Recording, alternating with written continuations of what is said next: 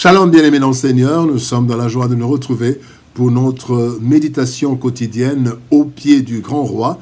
Nous sommes le mercredi 24 juillet 2024 et nous vous saluons au nom de notre Seigneur et Sauveur Jésus-Christ. Pour notre méditation de ce jour, nous allons lire un texte dans la première lettre de Jean. 1 Jean chapitre 4 verset 19. 1 Jean 4 19 dans deux versions, dans lui second, il est écrit « Pour nous, nous l'aimons parce qu'il nous a aimés le premier ». Dans la version Bible catholique Crampon, il est dit « Nous donc aimons Dieu puisque Dieu nous a aimés le premier ». Le premier à nous aimer. Le premier à nous aimer, tel est le thème de notre méditation de ce mercredi 24 juillet 2024. Bien-aimés dans le Seigneur. L'amour, encore et toujours l'amour. La chose la plus importante, mais malheureusement, l'une des plus rares dans ce monde en feu. Sans l'amour, il n'y a ni paix, ni joie. Et cet amour, le véritable, doit commencer par être orienté vers Dieu. En aimant Dieu réellement, nous saurons nous aimer nous-mêmes, mais aussi aimer les autres. Le texte de ce jour nous montre pourquoi aimer Dieu et l'aimer en premier. L'amour pour Dieu est en fait une réponse, inégale certes, mais une réponse tout de même à son amour. Cet immense amour, Paul en parle dans Éphésiens chapitre 3 verset 18 en lisant « Alors vous serez capables de comprendre avec tous les chrétiens la largeur, la longueur, la hauteur et la profondeur de l'amour de Christ. » Bien-aimés dans le Seigneur, la compréhension de l'amour de Dieu fait croître notre amour pour lui et pour les autres. Trois caractéristiques de cet amour dont Dieu nous a aimés le premier. Première caractéristique, un amour incompréhensible. Genèse chapitre 1er verset 26 nous dit dans la version Parole de vie, Dieu dit, faisons les êtres humains à notre image et qu'ils nous ressemblent vraiment. Qu'il commande aux poissons dans la mer, aux oiseaux dans le ciel, aux animaux domestiques et à toutes les petites bêtes qui se déplacent sur le sol. Qu'est-ce qui a poussé Dieu à créer des êtres supérieurs à sa ressemblance, à qui il va donner un pouvoir extraordinaire, sachant dans sa prescience qu'il allait être déçu. Dieu le savait déjà. En effet, le psalmiste s'étonne de la faveur divine envers l'homme. Il dit, qu'est-ce que l'homme pour que tu prennes soin de lui? Le psaume 8,6 nous dit, tu l'as fait de peu inférieur à Dieu et tu l'as couronné de gloire et de magnificence. Deuxième élément, Dieu se plaint de sa créature, vu le comportement de son peuple. Ésaïe 1,4, ils ont abandonné l'Éternel, ils ont méprisé le Saint d'Israël, ils se sont retirés en arrière. Et encore, Dieu va jusqu'à éliminer tous les êtres humains, laissant tout de même 8 personnes, dont Noé, la famille de Noé, pour remplir de nouveau la terre, la remplir encore de personnes rebelles.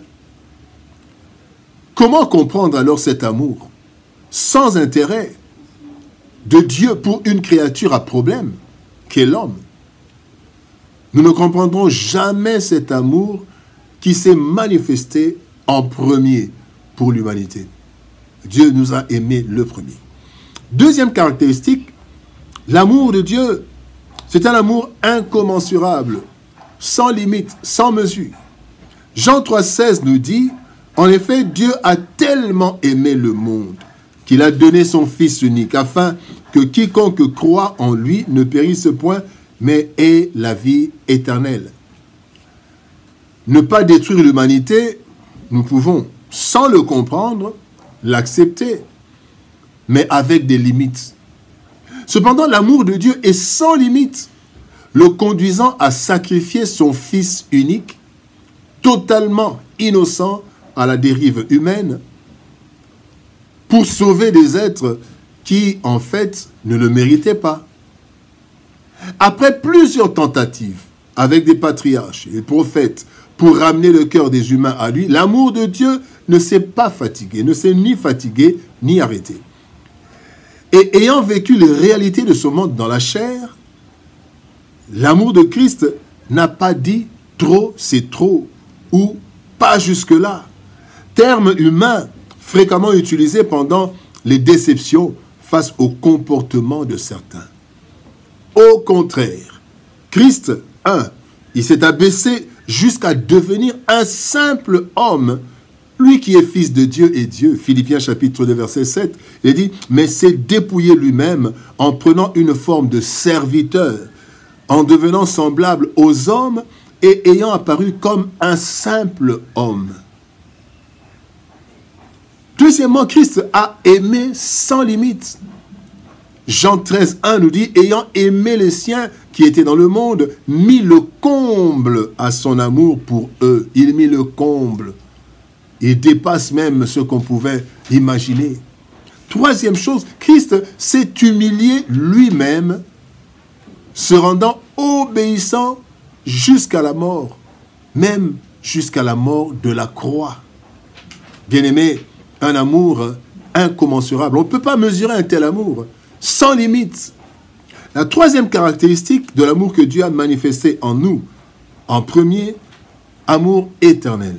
Romains chapitre 8, verset 38 à 39 nous dit « Oui, j'en suis sûr, rien ne pourra nous séparer de l'amour de Dieu. » L'amour que Dieu nous a montré dans le Christ Jésus, notre Seigneur. Ni la mort, ni la vie, ni les anges, ni les esprits, ni le présent, ni l'avenir, ni tous ceux qui ont un pouvoir, ni les forces d'en haut, ni les forces d'en bas, ni toutes les choses créées, rien ne pourra nous séparer de l'amour de Dieu. Bien-aimés dans le Seigneur, cet amour que Dieu a manifesté en premier, en notre faveur, est non seulement incompréhensible et incommensurable, qui est donc sans mesure ni limite, mais en plus, cet amour est éternel. Ni le temps, ni les générations, ni les événements, ni la mondialisation, ni le modernisme, rien ne pourra éteindre ou arrêter cet amour. Devant les situations que nous rencontrons dans nos vies, bien-aimés, soyons assurés de l'amour de Dieu envers nous.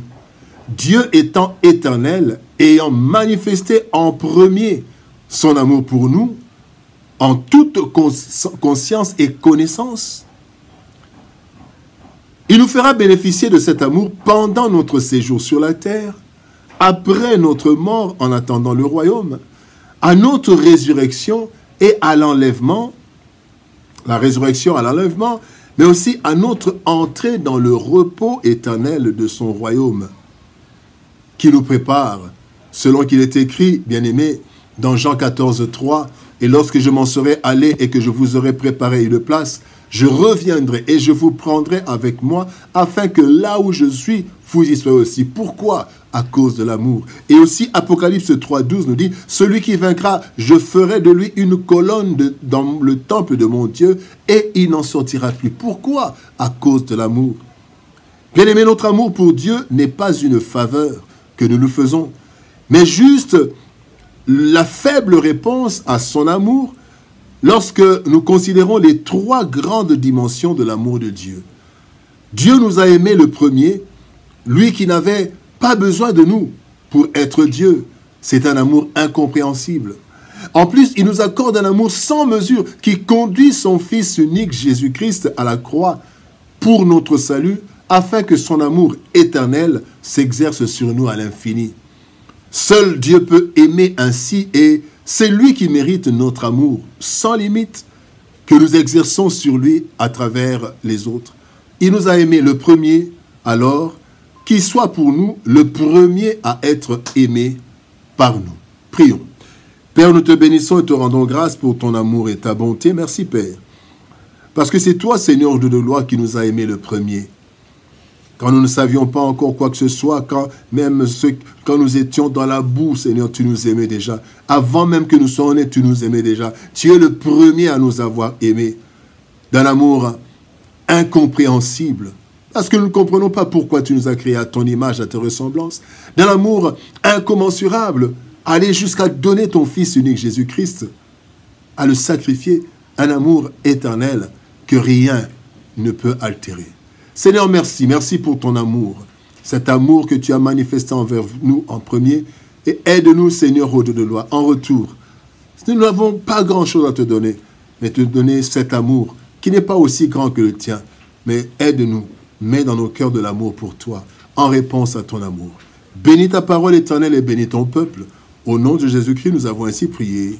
Amen. Bien-aimés dans le Seigneur, que Dieu nous bénisse. Shalom, au revoir, et par la grâce de Dieu, nous nous retrouvons demain pour une nouvelle série, pour une nouvelle méditation au pied du grand roi. Shalom, au revoir et à demain.